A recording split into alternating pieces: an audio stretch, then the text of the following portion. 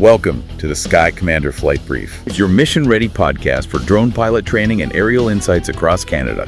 From Transport Canada rules to real-world drone ops, we break it down, take you higher, and help you earn your wings. Because here at skycommander.ca, we don't just fly. It hints there's more to it.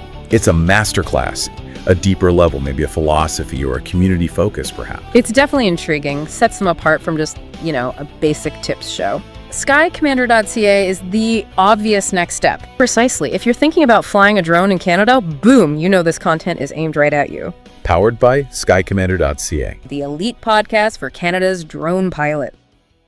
Okay, let's get started. Today, we're really digging into some critical stuff. NTSB reports, FAA manuals on decision-making, Part 107 rules. Yeah, a whole stack of it. Exactly. And the mission here is simple. To give you the core knowledge, the real essentials, to spot and, neutralize the most dangerous thing you can have with you. Which isn't faulty gear, usually. No, it's a hazardous mindset. Whether you're in a cockpit or standing behind a drain controller, we want to go beyond just ticking the boxes for compliance. We're digging into the why, the human factor side of safety. And that big question, how does a pilot, someone super experienced, thousands of hours, instrument rated, all the qualifications, how do they make a fatal mistake? A really basic safety error. One they probably should have seen coming. Yeah, hours, maybe minutes before it was too late. How does that happen? Well, the answer, fundamentally, it's psychology, isn't it? Not really the mechanics of the aircraft. Right. We're looking at this deadly mix of human decision failure and, environmental threats coming together. In general aviation, one of the absolute top killers, consistently in the top 5 fatal accident causes, is VFR flight, visual flight rules into IMC, instrument meteorological conditions, clouds, basically. Flying visually into conditions where you can't see. Exactly. And the thing is, it's almost entirely preventable, Yeah. which tells you straight out, the root cause isn't usually the equipment failing. It's the human brain. It's the human brain, yeah.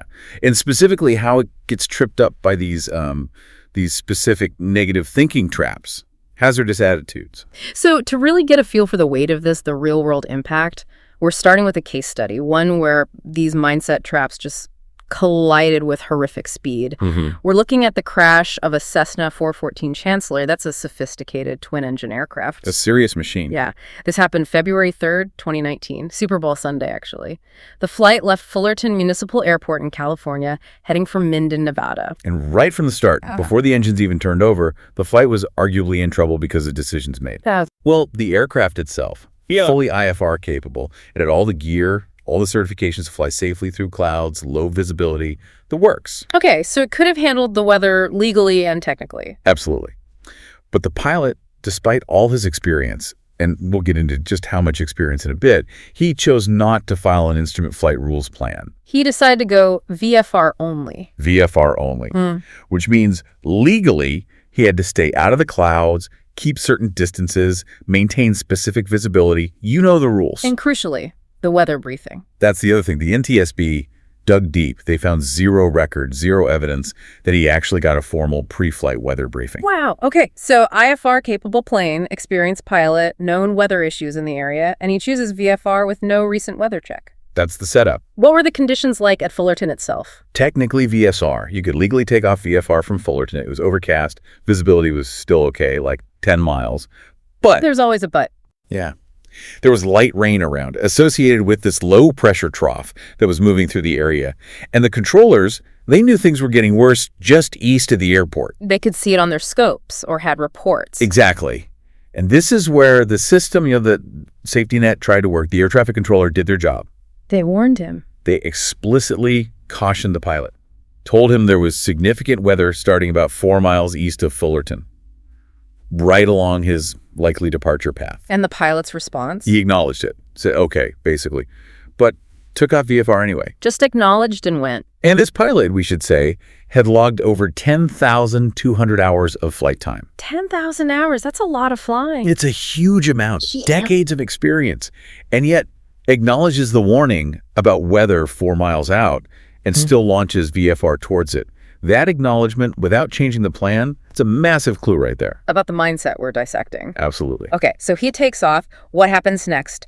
The timeline sounds incredibly fast. It is frighteningly fast. About 4 minutes after takeoff, he's flown those 4 miles. He's entering the exact area the controller warned him about. Right into the weather. Right into it. Then, just 2 minutes later, so 6 minutes total flight time, he's at about 7,800 feet above the ground. And the aircraft is deep in IMC, full cloud. Can't see anything outside. Nothing. And not just cloud. The investigation found he was in microburst conditions. Whoa. Okay, that's serious downdrafts. Extremely serious.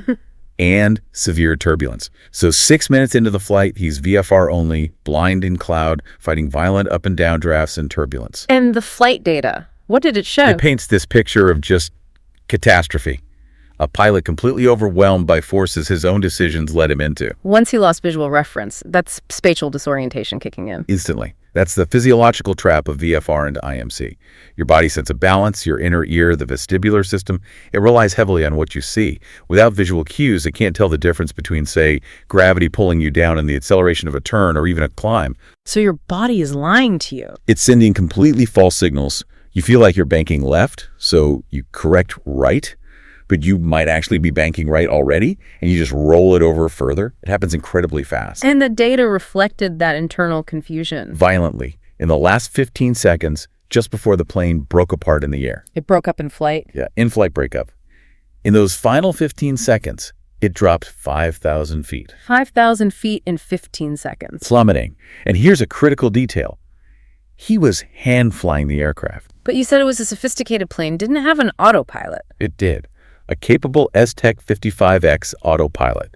It was installed, it was available, it was designed for exactly this kind of situation, to keep the plane stable in turbulence and IMC when the pilot gets disoriented. And he wasn't using it. The data shows he was fighting the controls manually, ignoring the tool that could have saved him. Wow. Look at the pitch changes recorded. The nose angle swung from 45 degrees down to 75 degrees up, almost vertical. And the bank angles, from 170 degrees left, nearly upside down, to 150 degrees right. Just wild, extreme swings. That sounds like someone completely lost, just reacting desperately. That's the classic signature of severe spatial disorientation. The pilot is fighting the instruments because they contradict what his body feels. He's making huge, erratic control inputs. And the plane couldn't take it. Exactly. The NTSB concluded that those extreme control inputs, combined with the severe turbulence and the microburst downdrafts, simply exceeded the airplane's design stress limits. The structure failed. The left horizontal stabilizer snapped off first, then the rest of the tail section, the empennage, and then the left wing separated, all in the air. That is chilling. A technical failure, an in-flight breakup, but the root cause wasn't mechanical at all. Not fundamentally. It wasn't a failed engine, wasn't a broken instrument. It was a chain of human decisions. Forcing a VFR flight into known IFR conditions, ignoring warnings, not using available safety equipment like the autopilot. The NTSB's core finding wasn't just weather. It had to be deeper. It was. The probable cause centered on spatial disorientation, yes. But the reason he got into that situation was the decision-making. And that points squarely at hazardous attitudes, overcoming years, decades of experience. And you mentioned this wasn't necessarily a one-off bad day for this pilot. The investigation looked into his history. It did, and this is where it gets really instructive, maybe even disturbing, to understand how someone with 10,000 hours makes this kind of error. You often have to look for patterns. The NTSB found one. And what did they find? They uncovered a specific incident, documented, from way back, over 40 years earlier in 1977. Okay. What happened then? January 77. He was flying from Las Vegas to Long Beach, California, encountered bad weather icing conditions, very low visibility. It sounds like IFR conditions again. Definitely. But here's the key. Back in 1977, this pilot was not instrument rated. He didn't have the training or the license to legally fly in those conditions. Yeah. But according to the records, he told air traffic control that he was instrument rated. He lied to ATC. He communicated that he was IFR qualified, specifically to get a clearance through the weather and complete the flight. Wow. Okay. So knowingly misrepresented his qualifications to fly into dangerous conditions he wasn't rated for. Exactly. The FAA investigated afterward, found he disregarded the rules, operated dangerously. The result back then, a 120-day suspension of his pilot license. A serious penalty. Very. But fast forward 42 years to the Cessna 414 crash. And you see the same pattern, don't you? Yeah.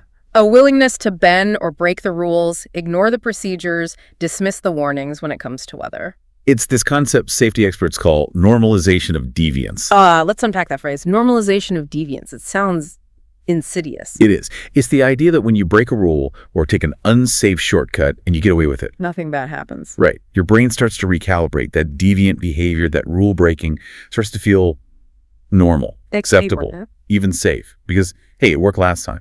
I punched through that weather layer VFR before and it was fine, so ATC's warning today is probably overblown. That kind of thinking. Precisely that kind of thinking. He flew into challenging weather unrated in 77, got through it, despite the suspension, and that likely reinforced this toxic belief. The rules are flexible. My skill can overcome. So his vast experience, the 10,000 hours, instead of making him more cautious. It might have made him more confident that the rules didn't really apply to him. He'd proven he could handle it. So when we look at 2019 refusing IFR, ignoring ATC, no weather brief, it's not just a bad decision that day.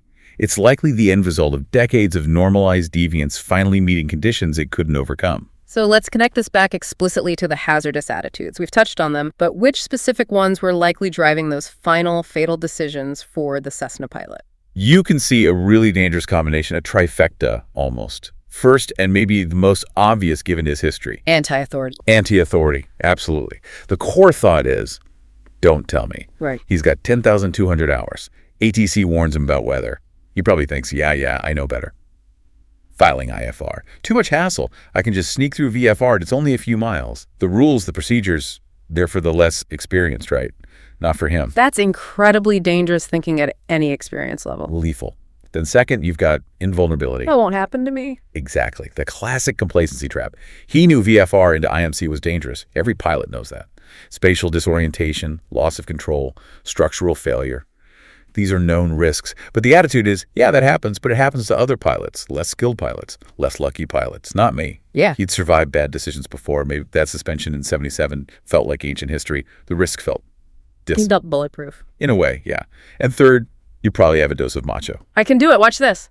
Yeah, maybe not consciously watch this, but that internal drive, overconfidence in his own skill, or maybe in the stability and power of the Cessna 414. There might have been pressure, too, getting to Minden for Super Bowl Sunday, maybe? External pressure. Could be, or just internal pressure to prove he could handle it. Choosing VFR instead of the safer IFR route could be seen as taking an unnecessary risk to demonstrate capability. I'll need IFR. I can handle this weather. Anti-authority, invulnerability, macho. A deadly mix. And the tragic irony is that the formal training designed to combat these exact mindsets, Aeronautical Decision-Making, ADM, it grew out of accidents that highlighted these very same human failures decades ago. So this isn't a new problem. The Cessna 414 crash is tragically consistent with history. Absolutely. The whole reason we have structured ADM and its partner concept, crew resource management, or a CRM, came directly from analyzing major accidents in the late 70s. Like Tenerife. Tenerife in 1977, yes. The deadliest crash in history. A complex mess of miscommunication, assumptions, pressure, and certainly some authority issues between flight crews and ATC. Human factors was central. And you mentioned United 173 in Portland a year later, 1978. UL 173 is almost a textbook case of ADM failure. The crew got completely fixated on a potential landing gear problem indicated by a light. Tunnel vision. Total tunnel vision. They spent over an hour circling near Portland trying to diagnose this gear light, while the flight engineer was getting increasingly frantic about their fuel state. They were running out of gas. Critically low. The captain seems to have displayed anti-authority, dismissing the engineer's warnings, and just this intense planned continuation biases. Get the gear figured out before landing. Instead of landing safely and then figuring it out. Right. They ran out of fuel, crashed into a suburb, 10 people died. All because the decision-making process broke down under the stress of a relatively minor mechanical issue, amplified by attitude. Those accidents forced the industry to realize just being a skilled stick-and-rudder pilot isn't enough. Not even close. You have to manage the flight, manage yourself, manage the risks. Decision-making had to become a formal, trainable skill. Which brings us squarely to ADM. We've seen the devastating consequences of not using it. Now let's shift to the system itself. If those hazardous attitudes are the disease, ADM is the framework for the cure. That's a good way to put it. ADM is what elevates a pilot from just being technically proficient to being a true professional. It's about moving away from gut reactions, which are often biased. Especially under stress. Exactly. and moving towards a defined, methodical process for managing risk. So let's define it. In simple terms, what's ADM doing for the pilot? What's its job? Plain English.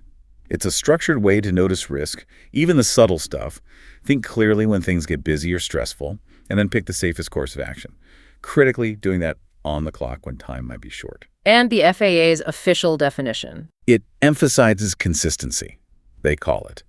A systematic approach to the mental process used by pilots to consistently determine the best course of action in response to a given set of circumstances. The key word there is systematic. Okay. To use the system, we need to understand what we're looking for.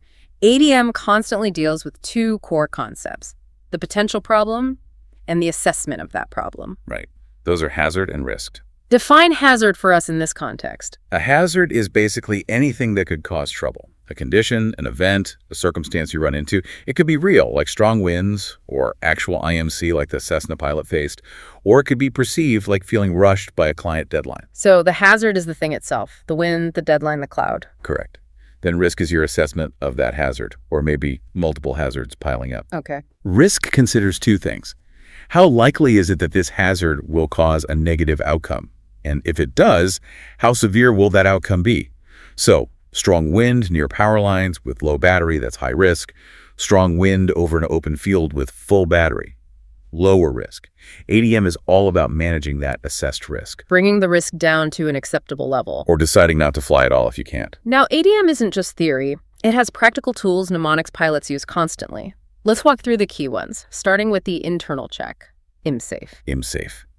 This is your personal pre-flight check. It's absolutely fundamental, and it ties directly into the legal requirement for fitness to operate, like under Part 107.17 for drone pilots. What does it stand for? It's illness, medication, stress, alcohol, fatigue, and emotion. You have to honestly assess yourself against each one before every single flight. And it's easy to see how failing one of these feeds directly into those hazardous attitudes we talked about. Oh, absolutely. If you're super stressed, maybe problems at home, work pressure your tolerance for frustration drops, making you prone to impulsivity. Just get this done. Or fatigue. Fatigue is huge.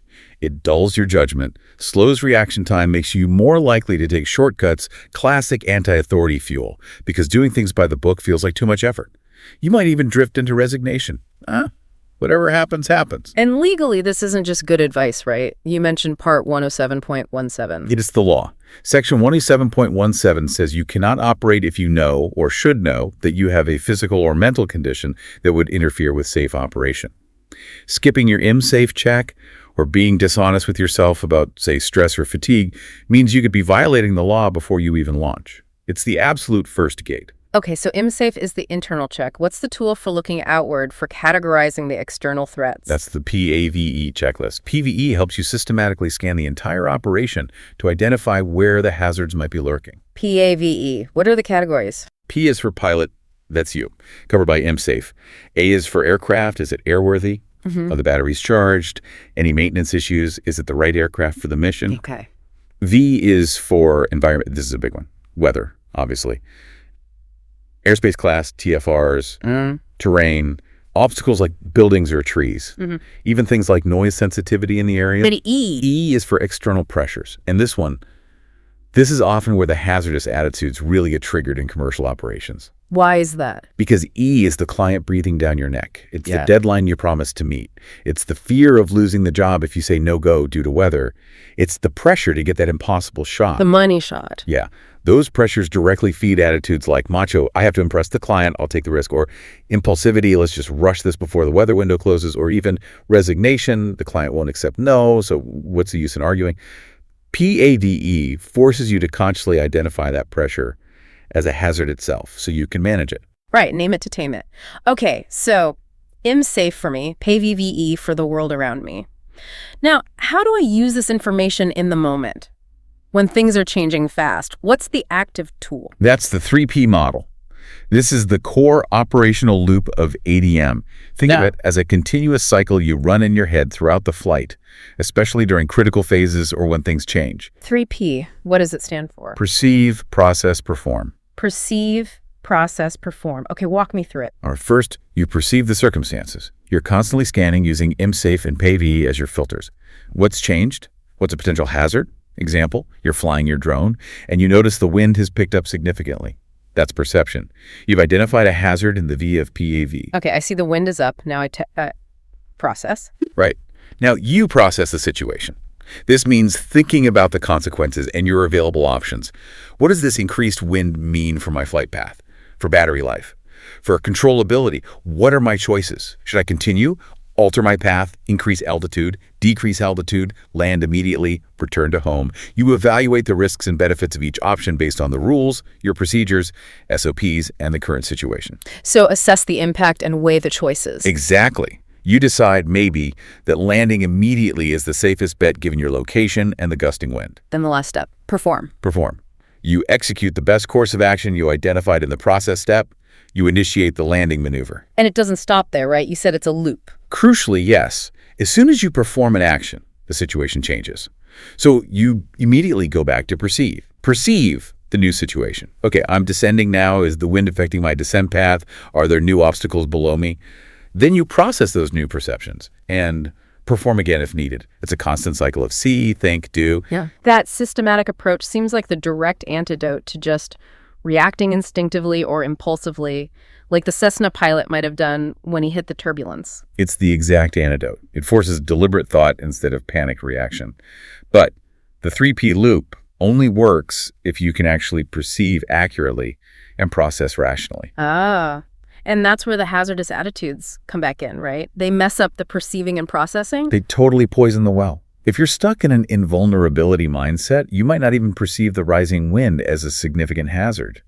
It's fine. If you're feeling macho, you might process the options badly, choosing to push through instead of landing. So neutralizing those attitudes is key to making the 3P loop function correctly. It's the absolute foundation. Yeah. Which brings us back to the 5 specific attitudes and, critically, their antidotes. These are the core thinking traps identified by the FAA. And you said earlier, these aren't personality types, right? They're momentary spikes. That's vital. Anyone can experience any of these attitudes in a given situation. It's not about labeling someone as an anti-authority pilot. It's about recognizing I am experiencing an anti-authority thought right now. And these attitudes are contagious in a crew environment too. One person's macho behavior can pressure others. Okay. And the antidotes. You stressed they have to be memorized and stated exactly, verbatim. Why such precision? It sounds counterintuitive, maybe, for a human problem. But it's about cognitive science. When you're under stress, like flying into unexpected IMC or dealing with a sudden equipment failure, your higher brain functions, the logical parts, tend to go offline. Fight or flight takes over. Exactly. Your emotional reactive brain kicks in, and that's when the hazardous attitude gets amplified. The verbatim antidote acts like a pre-programmed command, a short circuit. It's designed to be recalled and stated faster than your stressed brain can rationalize or argue with it. Like a mental macro. Perfect analogy. It's an instant script. If you try to paraphrase it, well, I should probably follow the rules most of the time. Your brain has already found loopholes. The sharp, specific antidote cuts through the bias immediately. Okay, let's drill these down. Attitude, the trap, and the exact antidote. Starting with the one that seems most relevant to the Cessna crash. Anti-authority. 1. Anti-authority. The thinking trap is, don't tell me, or the rules are for other people. We see this in drone ops too, right? Ignoring geofences, thinking facility manager rules are dumb. All the time. Dismissing standoff distances, ignoring TFRs because it's just a quick flight. Yeah. Rationalizing that your experience means the rule isn't necessary this time. The antidote, verbatim, is follow the rules. They're usually right. Usually right. That acknowledges they aren't perfect, but shifts the burden. The default should be compliance. Precisely. It leverages the collective wisdom embedded in those rules against your individual impulse to break them. It reminds you these rules often came from accidents. They exist for a reason. Okay. Number 2, impulsivity. 2, impulsivity. The trap. Do it quickly. Just react. Don't think. This is fueled by pressure, wanting to get it over with. Like jamming the drone sticks during a lost link instead of waiting for RTH or following the procedure. Classic example. Yeah. Or rushing the pre-flight setup because the client is impatient. Or launching quickly while the LAANC authorization is still pending. Speed becomes the enemy of methodical safety. The antidote, not so fast. Think first. Simple, direct, forces a pause. Exactly. It breaks the action-oriented impulse. Number 3 is often related. Macho. Macho. The trap. I can do it. Watch this. Or maybe just, I can handle this. Overconfidence, Needing to prove skill or bravery. Yeah.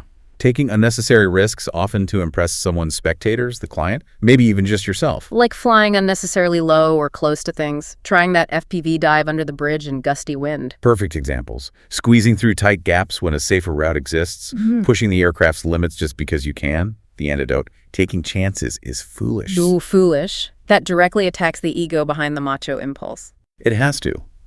It reframes the risky behavior, not as brave, but as dumb, which it usually is.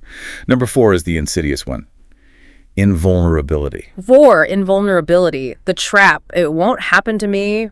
Complacency. Thinking accidents are for other people. This is where normalization of deviance lives.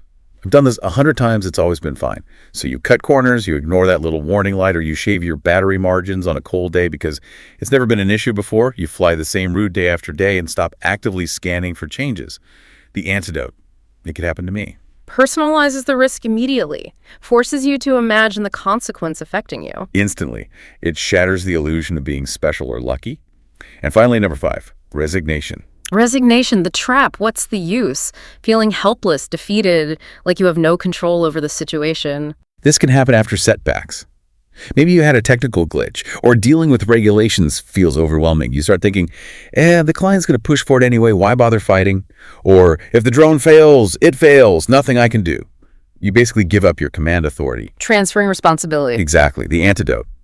I'm not helpless, I can make a difference. I like that one. It's empowering. Reminds you that you are the pilot in command. You always have the power to act, even if that action is to say, stop. That's the core message. You are never a passenger in your own operation. Okay, 5 attitudes, 5 verbatim antidotes. Let's put it all together in that fix in 5 seconds protocol you mentioned. NNN tap. Walk me through a scenario. Let's say I'm an RPIC, I just landed, the client is upset, wants one more shot, but the wind is really picking up, borderline unsafe, I'm tired, I just want to pack up, but I feel the pressure. I think, okay, let's just quickly get this last one. What happens next? Okay, perfect scenario. That thought, let's just quickly get this last one, triggered by client pressure and fatigue, that's impulsivity mixed with maybe some resignation. Yep. So, step 1, notice the thought. Recognize it as potentially hazardous. Okay, I caught myself thinking, rush it. Step 2, name the attitude. Say it, maybe quietly to yourself, or better yet, to your visual observer if you have one. That's impulsivity. Or impulsivity and resignation are creeping in. Got it. Notice, name. Step 3, neutralize it with the exact FAA antidote. For impulsivity, you state, not so fast. Think first. For resignation, I'm not helpless. I can make a difference. Saying the script breaks the spell. Okay, antidote deployed. That gives me a mental pause. Crucial pause. Now, step 4, immediately tap into the 3P loop. Perceive, process, perform. Right. Perceive. What are the actual hazards now? Wind is high and gusting, client is stress distracting, my own fatigue level, battery might be lower, light is fading. Process. What are my realistic safe options? Option 1, relaunch immediately despite the wind. High risk. Option 2, wait 15 minutes to see if wind drops. Moderate risk, might not improve. Option 3, call a hard stop for the day based on the current conditions exceeding safety limits. Perform. Based on that rational assessment, the only truly safe action is option 3. Call the hard stop, explain the safety rationale to the client, firmly but professionally. And that whole sequence, notice, name, neutralize, tap 3P, takes maybe 5-10 seconds. Tops. But it completely changes the outcome from a potentially disastrous, attitude-driven decision to a safe, professional one. It puts procedure back in charge, not emotion. Fantastic. Okay, let's pivot now and really focus these lessons, especially the legal and practical side, onto the drone world. Part 107, commercial ops. How does ADM translate directly? It translates directly because, again, human psychology is the same, whether you're at 10,000 feet or 100 feet AGL. The FAA explicitly builds ADM principles into drone regulations, those hazardous attitudes. They lead directly to violations. Let's revisit IMSAFE and Section 107.17, fitness to operate. We talked stress and fatigue. What about medication specifics that bite drone pilots? This is a huge one. People are often careful about prescription painkillers, maybe, but totally underestimate over-the-counter stuff. Like cold medicine, allergy pills. Exactly, especially first-generation antihistamines. Think Benadryl, the active ingredient is dofanoxhydramine. It's also in lots of nighttime cold formulas and sleep aids. Makes you drowsy. Extremely drowsy for some. But even if you don't feel super drowsy, the FAA knows these drugs can subtly impair cognitive function, reaction time, decision-making, even peripheral vision for a long time after you take them. How? The official FAA guidance often suggests waiting 5 dosing intervals after the last dose. For something like Benadryl, take it every 4 to 6 hours. That could mean a stand-down time of up to 30 hours, or even longer for some formulations. Some guidance suggests 48-60 hours for certain sedating meds to be truly safe. Wow. So popping an allergy pill in the morning could ground you legally for the rest of the day, maybe even the next day. Legally, yes, under Section 107.17, if it's a type known to impair performance. Feeling fine is not the standard. The standard is, does this medication have the potential to interfere with safe operation? If yes, you don't fly. Flying while impaired by seemingly harmless OTC meds makes any mistake you make driven by macho or impulsivity legally much worse. That's a critical detail. Okay, Section 107.27, alcohol and drugs, the numbers. Straightforward, borrowed from manned aviation. No drone operation within 8 hours of consuming any alcohol, period. And your blood alcohol concentration, BAC, must be less than 0.04%. Lower than the driving limit in most places. Significantly lower. And remember, these are absolute minimums. Alcohol is the ultimate fuel for impulsivity and macho attitudes. It degrades judgment across the board. Flying with any alcohol in your system, even below 0.04 but within 8 hours, is just asking for trouble and a violation. And if a pilot does make an attitude-driven mistake, flies too close to people, busts airspace, flies recklessly, what's the regulation that usually comes up? That's almost always going to be Section 107.23, hazardous operation. It's the catch-all. No person may operate a small unmanned aircraft in a careless or reckless manner so as to endanger the life or property of another. So that macho pass under the bridge. Careless or reckless. Yeah. Violates 107.23. That impulsive decision to launch into worsening weather without a proper check, careless or reckless, using the antidotes, using the 3P loop, that is your primary defense against violating 107.23. It demonstrates you are operating methodically, not carelessly. Makes sense. Now, what about those specific cognitive biases that seem to trip up drone pilots frequently? You mentioned get there at ATIS. Yeah. Planned continuation bias. It's incredibly powerful. You've planned the mission, you've set up the gear, maybe you've already flown half of it. Your brain desperately wants to finish. Complete the task. Right. So as you get closer to the end, it becomes psychologically harder and harder to stop, even if the risks are clearly increasing. That drone pilot pushing to get one last shot with a battery at 18% on a freezing day, that's get there itis. They're overriding the logical risk assessment because the finish line feels so close. How do you fight that urge? It feels really baked into human nature. The best way, maybe the only reliable way, is to take the decision out of the moment. You do it during planning. You pre-declare hard aboard triggers. Like what? Specific numbers. If the wind gusts exceed 25 knots, we stop. If the drain battery hits 30% state of charge, we initiate return to home. If link quality drops below 2 bars for more than 5 seconds, we land. Write these down in your mission brief. So when the trigger happens, the decision is already made. No debate, no willpower required. The condition is met. You execute the pre-planned action. It bypasses the bias because the thinking was done when you were calm and rational. Okay, pre-declare your stop conditions. What's the other big bias for drone ops? Automation bias? Maybe automation complacency? Over-trusting the tech. Exactly. Relying too heavily on things like return to home, RTH, obstacle avoidance sensors, geofencing, or pre-programmed flight paths, it feeds directly into invulnerability. If I lose signal, the drone will just fly itself home. The sensors will keep me from hitting that tree. But those systems aren't foolproof. Far from it. RTH can fail due to GPS issues, incorrect home point settings, or unmapped obstacles. Obstacle avoidance sensors have limitations. Wires, small branches, bright sunlight can fool them. Relying on them completely means you've mentally checked out. So what's the fix? Assume it might fail. You have to brief and practice the manual backup. Always know, if RTH fails, what is my manual recovery procedure? If obstacle avoidance isn't working, how will I maintain clearance? You need to be proficient enough and mentally prepared enough to take manual control and fly the aircraft out of trouble. Automation assists. It doesn't replace the pilot's judgment or responsibility. Good point. Let's talk about a core rule. Visual line of sight, VLOS, and the role of the visual observer, VO. Remind us of the basics. VLOS is non-negotiable for the remote pilot in command, RPIC, Under standard Part 107 rules, you, the pilot manipulating the controls, must be able to see the drone with your own eyes. Unaided, though corrective lenses like glasses are fine. No binoculars, no relying solely on the FPV camera feed. And the visual observer, they're not just extra eyes. They are extra eyes, but their role is much more defined than just casually watching. They are not a substitute for the RPIC maintaining VLOS. If the RPIC can't see the drone, the operation has to stop, even if the VO can. So what is their primary function? They are a critical safety buffer and ADM tool. Their job is to supplement the RPIC's situational awareness. Think about it. The RPIC is often looking down at the controller, checking telemetry, framing the shot. They can get tunnel vision. Focused on the screen, not the airspace. Exactly. The VO's job is to keep the big picture view. Scan the surrounding airspace for other aircraft, watch for ground hazards approaching the operational area, monitor the drone's trajectory relative to obstacles. They act as a safety narrator. Constantly feeding information back to the RPIC. Ideally, yes. And crucially, they can be assigned the role of margin manager. They can be tasked with watching the clock, the battery level, the distance to boundaries, and most importantly, they can watch the RPIC for signs of hazardous attitudes. Ah, so the VO can help break the RPIC out of a mindset trap.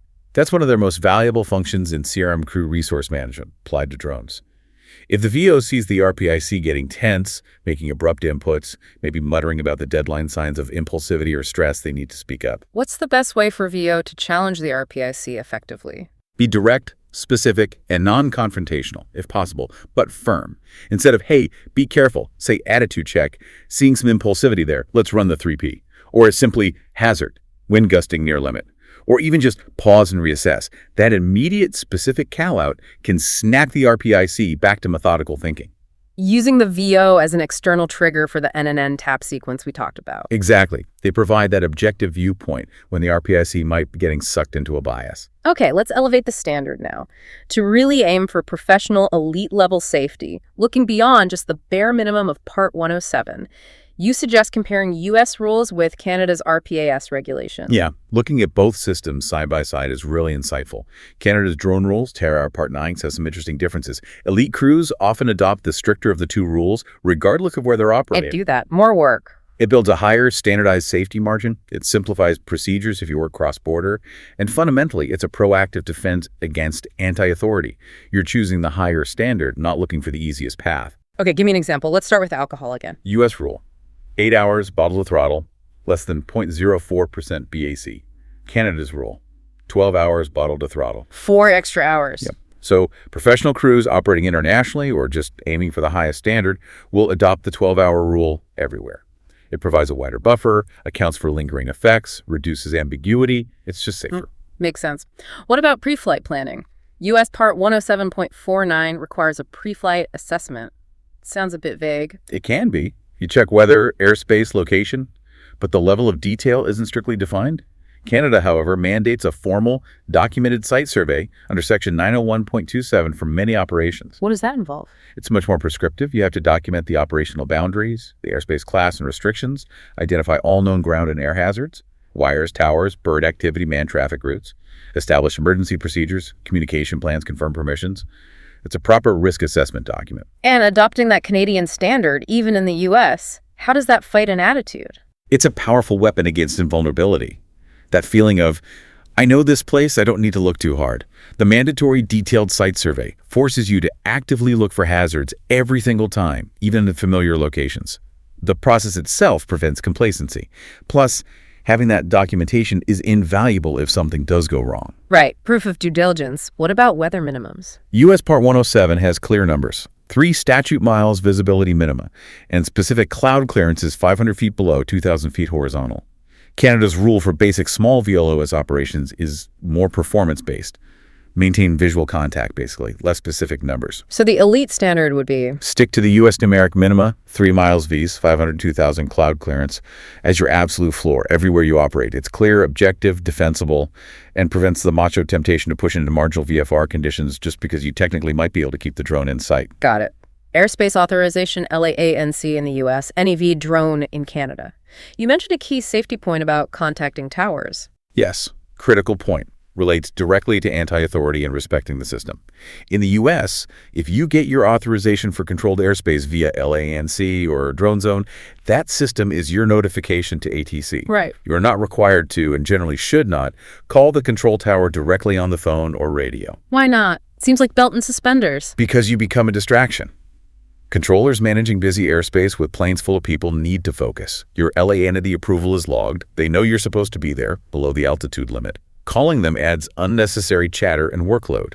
It implies you think your operation needs special handling outside the established procedure, classic anti-authority. So trust the system. Same principle in Canada with NIV drone authorizations. Similar principle. Use the approved system. NAV drone for RPS flight authorizations, RFAs. Don't circumvent it unless specifically instructed to contact ATC for coordination. Let the system work. Okay. Last big comparison. Operating near people. This seems like prime territory for the macho attitude. How do the rules differ? They approach it differently. The U.S. Part 107 over people rules, OOP, are complex, based on 4 categories, 1 to 4, tied to the drone's weight, design, and potential kinetic energy impact. You need specific aircraft and operational approvals for each category. And Canada? Canada uses a system based on safety assurance declarations, Standard 922. For basic operations, you need to stay at least 30 meters, about 100 feet, horizontally away from bystanders.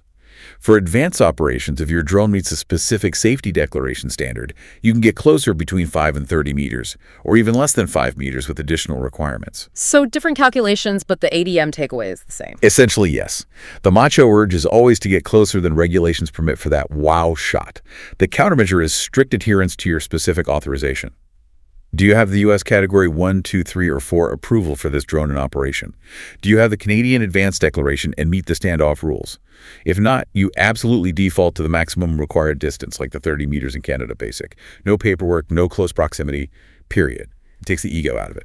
We've talked about the VO's role. Let's wrap this section with maybe the most powerful tool a crew can use to enforce safety and kill attitudes, borrowed from aviation's CRM. Absolutely. This is the 2-challenge rule. It's gold standard CRM-SRM, single pilot resource management. Especially powerful for countering anti-authority or resignation within a crew, even a small drone crew of 2. How does it work? RPIC and VO scenario. Okay. The VO sees a problem. Maybe the RPIC is flying too aggressively, pushing weather limits, showing clear signs of macho or anti-authority. The VO issues the first challenge, clear and direct. Challenge 1, wind speed is exceeding briefed limits. Or Challenge 1, concerned about that low pass. And if the RPIC ignores it or rationalizes, it's fine, I got this. Then the VO issues the second challenge, immediately and firmly. Challenge 2, we need to pause the operation NW, or Challenge 2, landing immediately. And the effect of Challenge 2. It is a mandatory stop command. The operation halts. No questions asked in the moment. The RPIC must comply, land the aircraft, put the controller down. Then a mandatory debrief occurs on the ground to resolve the safety concern before potentially resuming. Why is this so effective? Because it removes the ambiguity and the awkwardness of confrontation. It gives the VO, or any crew member, a clear, empowered script to stop unsafe actions. It prevents one person's hazardous attitude from leading everyone into disaster, like we saw with the captain in the United 173 fuel exhaustion case. It externalizes the courage to say SOP. It's the ultimate check against dismissal, the kind of dismissal that likely plagued the Cessna 414 pilot's decisions. Wow. The 2-challenge rule. Simple, powerful. Okay, this has been incredibly thorough. We started down in the wreckage of that Cessna 414, seeing how decades of maybe unchecked anti-authority and that normalization of deviance led to tragedy. Yeah, real wake-up call. And we've pulled out not just the what happened, but the why, and crucially, the how to prevent it. We have that 5-second plan. Notice the thought, name the attitude, neutralize with the verbatim antidote, and tap the 3P loop. That's the core toolkit right there. Applicable anywhere, any aircraft, any operation. The bottom line seems to be, experience is valuable, obviously, but it's not protective armor. You have to constantly, actively check your mindset. You absolutely must. Knowing those 5 attitudes and their exact verbatim antidotes has to be second nature, so that when the pressure hits, you don't default to your bias, you default to the safety script. You run the 3P loop. That's what makes the difference. It's about turning safety procedure into muscle memory. And consciously fighting that normalization of deviance, right? Not letting just this once become the new standard. Because that little voice saying, I've flown here 50 times, it's fine, or the rules don't really apply here. That's invulnerability, or anti-authority speaking. And as the Cessna pilot with 10,200 hours tragically showed us, that voice can be fatal. Technical skill means nothing if your attitude fails you. So here's the final thought for you, the listener, to mull over. Thinking about that Cessna pilot, his history, his experience, if you were to do a really honest IMSAFE check on yourself right now and a PAVE assessment of your typical operations, which of those 5 hazardous attitudes might be your personal weak spot? Yeah. Where do you tend to drift? Is it getting rushed? Impulsivity. Bending rules for convenience or clients? Anti-authority. Well, Getting complacent on routine flights? Invulnerability? Yeah. Showing off a bit, macho? Or feeling overwhelmed and giving up, resignation? identify it. And then maybe literally write down its antidote next to your checklist on your controller case somewhere visible. Put that safety script right where you need it so your experience always serves as a shield and never, ever becomes a trap. Something to think about before your next flight. That's a wrap on today's mission, Commander. See above, go beyond, get ahead. For more training, tools, and intel, head to skycommander.ca. If you learned something new, share it, subscribe, and leave us a 5-star debrief.